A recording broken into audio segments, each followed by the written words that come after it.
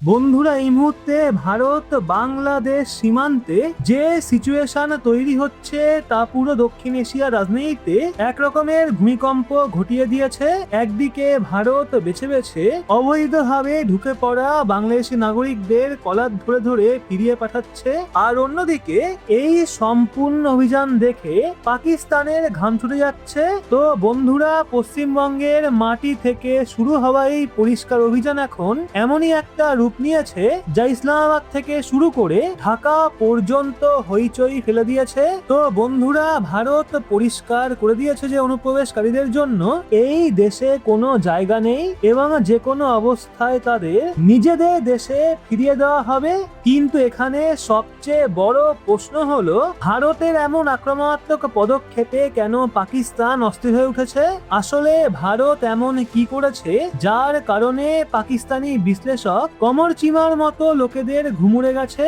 আর সবচেয়ে বড় প্রশ্ন, শেখ হাসিনার বিদায়ের পর ভারত তার কূটনীতিতে এমন কি পরিবর্তন এনেছে যা বাংলাদেশের বর্তমান নেতৃত্বকে সরাসরি কঠোর বার্তা দিচ্ছে? তো বন্ধুরা, পশ্চিমবঙ্গের ভেতরে হঠাৎ করেই সিচুয়েশন পুরোপুরি বদলে গেছে। যে রাজ্য একসময় অবৈধ অনুপ্রবেশকারীদের জন্য নিরাপদ আশ্রয়স্থল বলে মনে করা হতো, একরকম স্বর্গ বলে ধরা হতো, আজকে সেখান থেকেই তাদের ট্রাকে ভরে সরাসরি সীমান্ত পেরিয়ে পাঠানো হচ্ছে। তো সম্প্রতি চমকে দেওয়ার মতো সরকারি তথ্য সামনে এসছে। গত কয়েক সপ্তাহের মধ্যেই পশ্চিমবঙ্গ থেকে প্রায় 5,000 অবৈধ বাংলাদেশি নাগরিক, বিশেষ করে বাংলাদেশি মুসলমানদের তাদের দেশে ফেরত পাঠানো হয়েছে।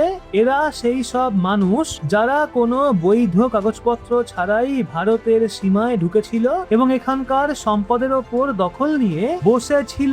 রাজ্যের বিভিন্ন জেলায় বিশেষ হোল্ডিং সেন্টার তৈরি করা হয়েছে। এই সেন্টার গুলোর একটাই কাজ, যারা নাগরিকত্ব সংশোধনী আইনের আওতায় পড়ে না তাদের চিহ্নিত করা এবং সরাসরি ডিপোর্ট করে দেওয়া। তো বন্ধুরা, পশ্চিমবঙ্গের মুখ্যমন্ত্রী শুভেন্দু অধিকারী প্রকাশ্যে ঘোষণা করেছেন এটা তো সবে শুরু, এখনো পর্যন্ত এই সেন্টার গুলো থেকে 4,800-র বেশি অনুপ্রবেশকারীকে ডিপোর্ট করা হয়েছে। যেই অবৈধভাবে ভারতে ঢুকেছে তাকে যে কোনো অবস্থায় ফিরে যেতে হবে। তো স্থানীয় প্রশাসন এখন কঠোরভাবে প্রতিটা এলাকায় তল্লাশি অভিযান চালাচ্ছে। কোনো হইচই ছাড়াই একরকম বিশাল অপারেশন চলছে, যেখানে বহু বছর ধরে ভুয়ো পরিচয়ে বসবাস করা লোকদের চিহ্নিত করা হচ্ছে। তো এখন আপনারা ভাবছেন ভারত নিজের দেশ থেকে অবৈধ লোকদের বের করছে, এতে পাকিস্তানের সমস্যা কোথায়? আসলে পাকিস্তানের নজর সবসময় ভারত বাংলাদেশ সম্পর্কের ওপর থাকে। পাকিস্তানি জিওপলিটিক্যাল এক্সপার্ট কমর চিমা ভিডিও বানিয়ে ভারতের বিরুদ্ধে বিষ ছড়াতে শুরু করেছে। চিমা বলেছেন ভারত নাকি বাংলাদেশিদের ঠেকাতে সীমান্তে জলে কুমিরার সাপ ছাড়ার কথা বলছে।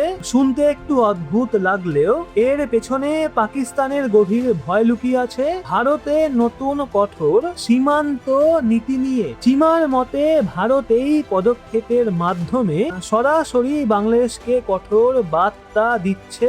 পাকিস্তান এটা মানতে পারছে না যে ভারত এত শক্তভাবে তার অভ্যন্তরীণ নিরাপত্তা সামলাচ্ছে। তাদের আশঙ্কা, যদি ভারত পূর্ব সীমান্ত পুরোপুরি সিল করে দেয় তাহলে ভবিষ্যতে ভারতের নিরাপত্তা এত মজবুত হয়ে যাবে যে বাইরে থেকে তা ভাঙা অসম্ভব হবে। পাকিস্তান সবসময় চায় ভারত সীমান্ত নিয়ে ব্যস্ত থাকুক, কিন্তু ভারতের বর্তমান আক্রমণাত্মক কৌশল তাদের সমস্ত পরিকল্পনায় ভেস্তে দিয়েছে। ভারত ঢাকায় তার কূটনৈতিক অবস্থান পুরো বদলে ফেলেছে। কমর চিমা নিজেই স্বীকার করেছেন শেখ হাসিনার সময় সিচুয়েশন ভিন্ন ছিল এবং দুই দেশের মধ্যে ভালো সমন্বয় ছিল, কিন্তু তিনি সরে যাওয়ার পর এবং ফ্রান্স থেকে মোহাম্মদ ইউনূসকে এনে ঢাকার ক্ষমতায় বসানোর পর ভারত তার কৌশল বদলে দিয়েছে।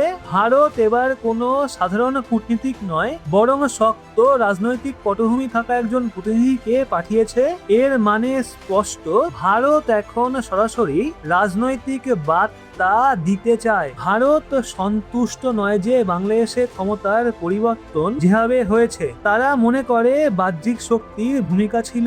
এখন ভারতের প্রতিনিধি সেখানে শুধু কাগজপত্র নয়, সরাসরি রাজনৈতিক আলোচনা করবেন এবং দেশের স্বার্থ রক্ষায় কঠোর সিদ্ধান্ত নেবে। তো পাকিস্তানের পুরনো অভ্যাস প্রতিটা বিষয়কে ধর্মের সঙ্গে জুড়ে দেওয়া। তো কামার চিমাও তাই করেছেন। তিনি দাবি করেছেন ভারত মুসলমানদের বিরুদ্ধে কাজ করছে, যা সম্পূর্ণ ভিত্তিহীন অভিযোগ। তিনি আরো বলেছেন শেখ হাসিনা যেমন ভারতকে সহযোগিতা করতেন, খালেদা জিয়ার ছেলে তারেক রহমান তা করবে না। পাকিস্তান চায় ভারত বাংলাদেশ সম্পর্ক খারাপ হোক, যাতে তারা লাভবান হতে পারে। ভারত এবং বাংলাদেশের মধ্যে দীর্ঘ খোলা সীমান্ত রয়েছে। অর্থনৈতিক সমস্যা এবং পারিবারিক সম্পর্কের কারণে বহু মানুষ এপার ওপার করেছে, কিন্তু এখন ভারত পরিষ্কার লাইন টেনে দিয়েছে। দেশের নিরাপত্তার সঙ্গে কোনো রকম আপোষ নয়। যে কেউ বৈধ কাগজপত্র ছাড়া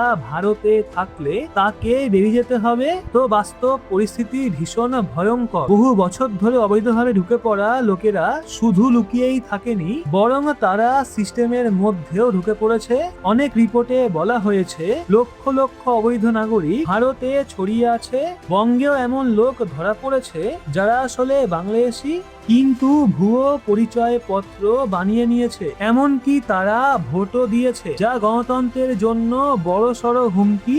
তেমন সিচুয়েশন দেখে হোল্ডিং সেন্টার তৈরি নির্দেশ দেওয়া হয়েছে, বিশেষ করে রোহিঙ্গা এবং কাগজবিহীন বাংলাদেশিদের জন্য।